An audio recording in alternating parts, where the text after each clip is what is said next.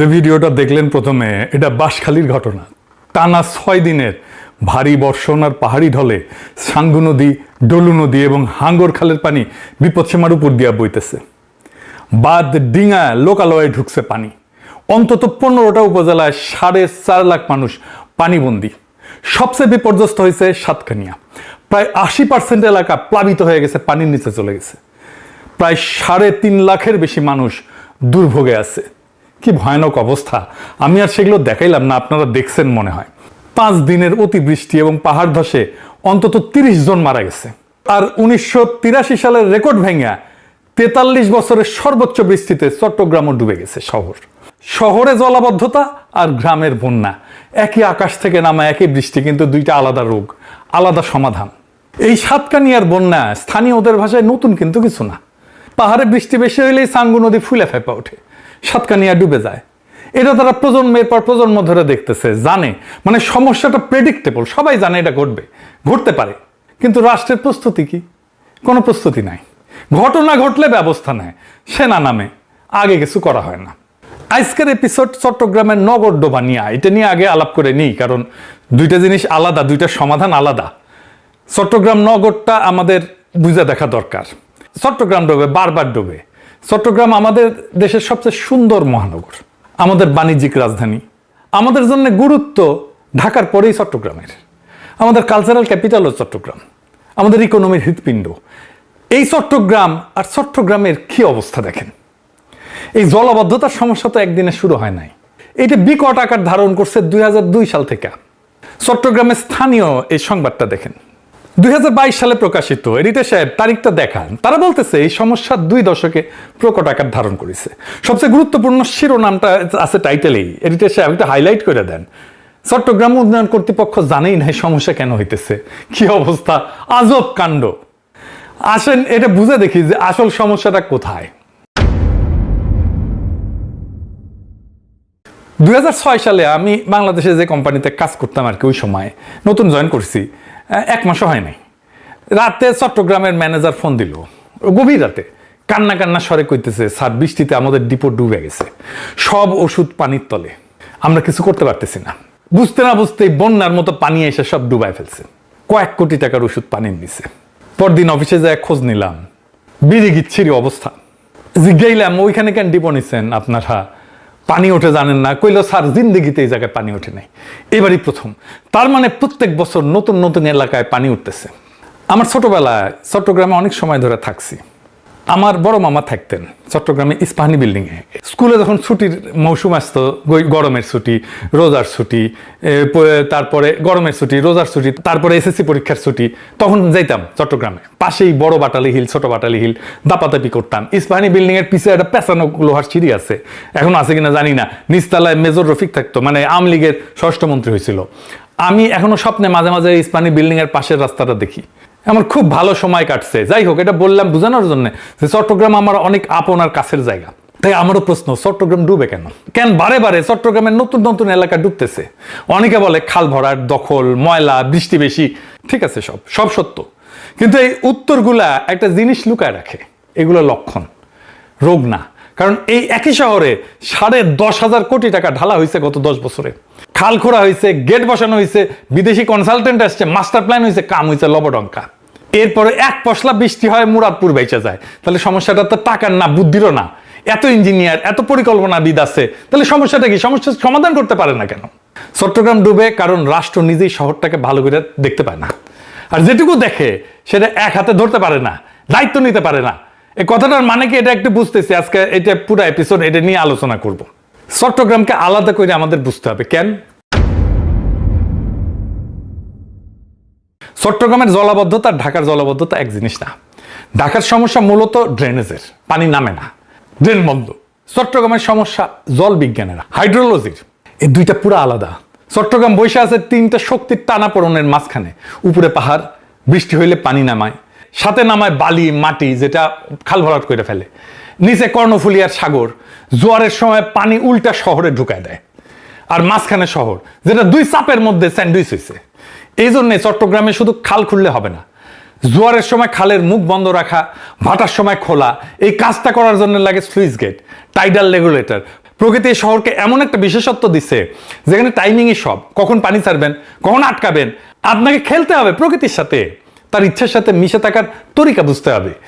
কিন্তু প্রকৃতির সাথে খেলাটা কঠিন, অসম্ভব না। নেদারল্যান্ডের অর্ধেক দেশ সমুদ্রের নিচে, ঠিক আছে না দেশটা, এই টাইডাল ম্যানেজমেন্ট দিয়ায়, তাইলে ওরা পারে, আমরা পারি না কেন? এইখানে প্রকৃতির খেলা আর রাষ্ট্রের কারিশমা। রাষ্ট্র পারে না, ওরা পারে, ওদের রাষ্ট্র পারে, আমাদের রাষ্ট্র পারে না। কেন পারে না? ওই যে কইছিলাম রাষ্ট্র যা দেখতে পারে না তা শাসন করতে পারে না। আর ধরেন আপনার বাসার সামনে নালাটা কার? সিটি কর্পোরেশনের, চিটাগাং উন্নয়ন কর্তৃপক্ষের, ওয়াসার, আপনি জানেন না। এবার এটাই মূল সমস্যার প্রথম সূত্র। যে কোনো রাষ্ট্র একটা জিনিস শাসন করতে পারে কেবল তখনই যখন সে জিনিসটাকে পরিষ্কার করে দেখতে পায়। কে মালিক, কার দায়িত্ব, সীমানা কোথায়, দখলটা কার। যে জিনিস রাষ্ট্রের চোখে ঝাপসা সেটা রাষ্ট্র নিয়ন্ত্রণ করতে পারে না, হালকার উপরে ঝাপসা হয়ে যায়। এই ব্যাপারটা নিয়ে একজন চিন্তাবিদ আছেন, জেমস স্কট, রাষ্ট্রবিজ্ঞানের লোক। তার একটা কথা আসছে, রাষ্ট্র যা পড়তে পারে না তা শাসন করতে পারে না। ইংরেজিতে বলে লেজিবিলিটি, মানে পাঠযোগ্যতা। একটা জিনিস রাষ্ট্রের খাতায় স্পষ্ট করে লেখা না থাকলে কে মালিক, সীমানা কই, দায় কার, রাষ্ট্র সেই জিনিসটার উপর হাত রাখতেই পারে না। চট্টগ্রামের সমস্ত সমস্যা ঠিক এই জায়গাটায় বসে আছে, খাতায় ঝাকসা। তাই বাস্তবে এটা বেহাত হয়ে গেছে। এটা কেমন? চট্টগ্রামের 57টা খাল ঠিক এই ঝাপসা এলাকার মধ্যে পড়ে আর কি, হালকার উপরে ঝাপসা হয়ে গেছে। একটা খালের এক অংশ সিডিএ কাজ করে, চট্টগ্রাম উন্নয়ন কর্তৃপক্ষ, আর এক অংশে সিটি কর্পোরেশন কাজ করে। পানি প্রবাহের দায় আবার পানি উন্নয়ন বোর্ডের, আর নালার সংযোগ ওয়াসার। 4টা জায়গা, এক খাল 4 মালিক। আগে একটা সিনেমা ছিল এক ফুল দো মালি, আর এই এক খাল তার মালিক 4টা, মানে আসলে কোনো মালিক নাই তো। আর যেখানে মালিকানাই ঝাপসা সেখানে দুইটা জিনিস অনিবার্যভাবে ঘটবে। এক নম্বর হইতেছে দখলদার ঢুকবে, কারণ দখলদার জানে যে খালের এই অংশটা কারো না, সে জানে তাকে থামানোর দায়িত্ব 4 জনের, মানে আসলে কারো না। চাকতাই খালের এক অংশ সিডিএর, আর এক অংশ সিটি কর্পোরেশনের। পানি প্রবাহের দায় হইতেছে পানি উন্নয়ন বোর্ডের। দখলদার এটা জানে, সে জানে এই জায়গাটা দখল করলে তাকে থামানোর দায়িত্ব 1 জনের না, 3-4 জনের। আর যেখানে দায়িত্ব একাধিক সেখানে বাস্তবে দায়িত্ব আসলে কারো না। প্রত্যেকে ভাবে ওইটা তো অন্য সংস্থার এলাকা, ফলে দখলদার নির্ভয়ে বসে যায়, কারণ তাকে উচ্ছেদ করার মতো স্পষ্ট মালিকানা কারো নাই, শক্তি নাই, ক্ষমতা নাই। তো চাকতাই খাল তো দখল হবেই। এটা তো কোনো দুর্ঘটনা না, দুর্বৃত্তের একক কোনো অপরাধও না, এটা মালিকানা ঝাপসা রাখার সরাসরি ফসল। খালটা যেহেতু স্পষ্ট করে কারো না, তাই সেটা সবার হাতেই বেহাত, কারো হাতেই আর নাই। তারপরে দেখেন খাল, নালা, জলাধার, নদী, জোয়ার সব একসাথে কাজ করে একটা নেটওয়ার্ক হিসাবে, তাই তো? একটার সাথে একটা যুক্ত তো। একটা সংস্থা খাল খোঁড়ে আর একটা সংস্থা ড্রেন বানায়, কিন্তু সমন্বয় নাই, তখন নিষ্কাশনের ধারাবাহিকতা তো ভেঙে যায়। লক্ষ্য করেন, পানি তো সংস্থা চেনে না, ও তো পানি উন্নয়ন বোর্ড চেনে না, সিডিএ চেনে না, মেয়র চেনে না, পানি সংস্থা চেনে না, পানি ঢাল চেনে, বাধা চেনে। আমরা একটা অখণ্ড প্রাকৃতিক ব্যবস্থাকে 4 টুকরা করে 4 দপ্তরে ভাগ করে দিচ্ছি। পানি যখন এক দপ্তরের সীমানা থেকে আরেক দপ্তরের সীমানায় যায় তখন ওইখানে আটকে যায়। সীমানাটা তো রাষ্ট্রের কাগজে লেখা আছে, পানির কাছে তো নাই। আরো জটিল একটা সমস্যা আছে, সেটা কি? হুকুম দিলে, বরাদ্দ দিলে কাজ হয় না। বাংলাদেশে এটা একটা সমস্যা, হুকুম হয়, বরাদ্দ হয়, কাজের কাজ হয় না। এটা ইন্টারেস্টিং জিনিস শিখি, যেটা দিয়ে গোটা বাংলাদেশ রাষ্ট্রকে ব্যাখ্যা করা যাবে। রাষ্ট্রের ক্ষমতা কিন্তু 2 রকম। একরকম ক্ষমতা হইল হুকুমের ক্ষমতা, সরকার ঘোষণা দিতে পারে, বরাদ্দ দিতে পারে, উদ্বোধন করতে পারে, প্রকল্প নিতে পারে, এটা উপরের ক্ষমতা, দৃশ্যমান ক্ষমতা।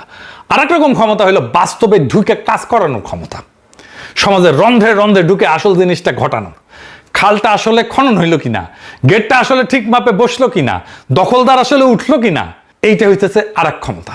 সমাজবিজ্ঞানী মাইকেল মান এই 2 ক্ষমতাকে আলাদা নাম দিচ্ছেন। উপরের হুকুমটাকে বলছেন ডেসপোটিক পাওয়ার, আর সমাজের রন্ধ্রে রন্ধ্রে ঢুকে বাস্তব কাজ করার ক্ষমতাটাকে বলছেন ইনফ্রাস্ট্রাকচারাল পাওয়ার। বাংলাদেশ রাষ্ট্রের রোগটা হইতেছে ডেসপোটিক পাওয়ার আছে, থাকে 16 আনার উপরে 18 আনা থাকে, কিন্তু ইনফ্রাস্ট্রাকচারাল পাওয়ার একেবারে 0। চট্টগ্রামের ট্র্যাজেডি হইলো এখানে যে ডেসপোটিক পাওয়ার একদম উপসে পড়তেছে, মানে হুকুমের ক্ষমতা আকাশ ছোঁয়া, আর দ্বিতীয় ক্ষমতা মানে বাস্তবায়নের ক্ষমতা, ইনস্টিটিউশনাল পাওয়ার, এটা 0। প্রমাণ দিই এটা। দেখেন কাগজে সিডিএর মূল প্রকল্পের অগ্রবর্তী 94.6%, মানে পুরাই হয়ে গেছে। 12 পারা খাল 95%, এটা খনন হয়েছে, সড়ক প্রকল্প 93%, নথিপত্রে প্রায় শেষ। এটা হুকুমের ক্ষমতার ভাষা, কাগজের সাফল্য। এখন বাস্তবে দেখেন কি হয়েছে, 90% সম্পন্ন প্রকল্পে 14টা সুইচ গেট এখনো নির্মাণই হয় নাই। আর অনেক জায়গায় খালের ভিতরে বাধা দূর করা হয় নাই, ফলে পানি বাইরে হইতে পারতেছে না। এটা বুঝেন যে শেষ যে 10% আছে, 10%, ওটাই তো কাজের মুখটা। গেট যদি না থাকে, খালের বাকি 90% খাল খনন করে লাভটা কি বলেন তো? গলা টিপে দেখলে শরীর যতই সুস্থ হোক না কেন, স্বাস্থ্য আটকে যাবে, তাই না? আরো নির্মম প্রমাণ দেয়, ইঞ্জিনিয়াররা গেট বানানোর সময় সতর্ক করছিল যে ক্যাচমেন্ট এরিয়া, মানে যে পরিমাণে জায়গা থেকে পানি সে সংগ্রহ করে এই জায়গা আনবে, সেই পানির সাথে এটা গেটটা, এই পানির তুলনায় গেটটা শুরু হয়ে গেছে, এটা চওড়া করতে হবে। শোনা হয় নাই, বেরোতে পারবে না তো, উল্টা চওড়া খালকে গেটের মুখে যায় শুরু করে ফেলা হয়েছে। হুকুমের ক্ষমতা গেট বসেছে, কিন্তু বাস্তবে কাজ করানোর ক্ষমতা, যেটা ইঞ্জিনিয়ারের পরামর্শ গেট চওড়া করা, এটা মানেই হয় না, শোনেই নাই। একটা খালের নিষ্কাশন ক্ষমতা তো একটা যৌথ সম্পদ, তাই না? এটা এমন একটা জিনিস যেটা থাকলে সবাই সুবিধা পায়। আপনি, আমি, দখলদার সবাই সুবিধা পায়, কিন্তু শহর সুখ না থাকলে সবারই লাভ। কিন্তু যৌথ সম্পদের একটা অভিশাপ আছে, কিন্তু এটা বুঝে দেখেন, ভাগের মা গঙ্গা পায় না, কথা আছে না? বাংলাদেশ তো আমাদের যৌথ সম্পদ, এটা কি আমরা আমাদের সম্পদের মতো করে হেফাজত করি না তো? যেহেতু সুবিধাটা সবার, যেহেতু রক্ষা করার দায়ও সবার, আর সবার দায় মানে কার্যত আসলে কারোই দায় না। দেখেন কিভাবে কাজ করে এটা।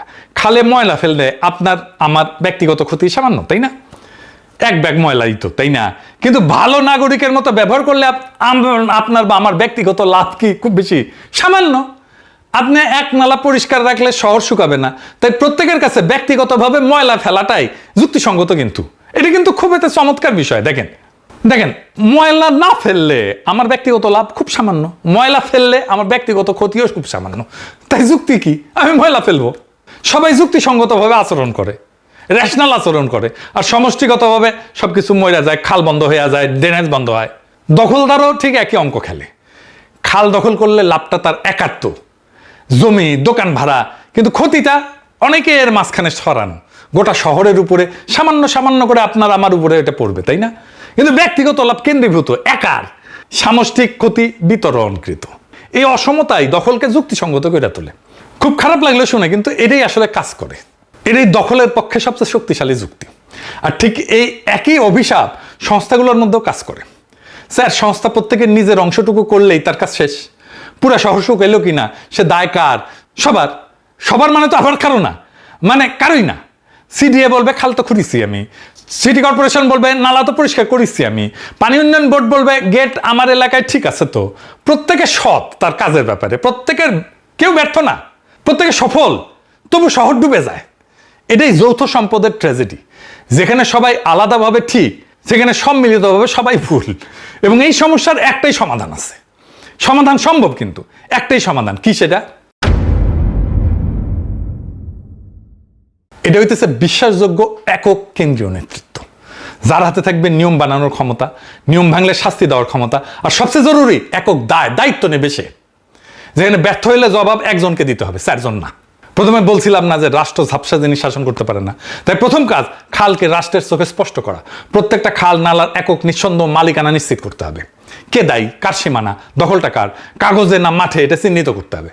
ইনস্টিটিউশনাল পাওয়ার গড়ে তোলার কাজটা ঠিকভাবে হয়েছে কিনা সেটা নিশ্চিত করতে হবে।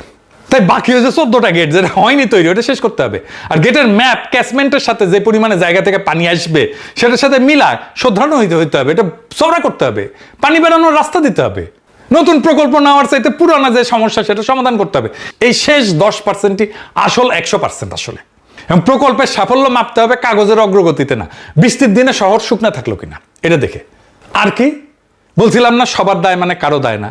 তাই একটা মূল ওষুধ, এক ছাতা, এক কর্তৃপক্ষ, এক দায়। এপ্রিল 2006-এ 19 সদস্যের সমন্বয় কমিটি হয়েছে, সেনাবাহিনীর 34 ইঞ্জিনিয়ারিং ব্রিগেড সহ।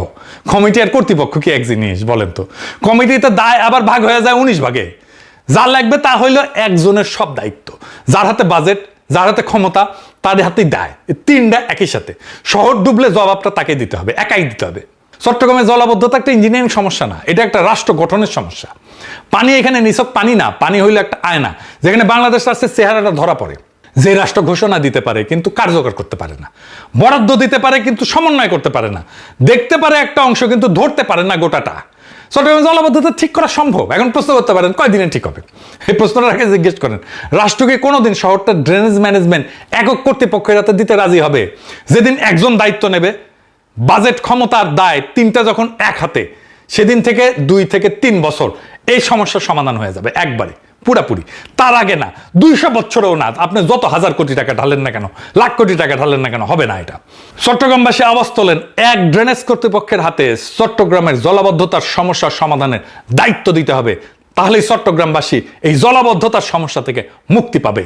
ইনকিলাব জিন্দাবাদ।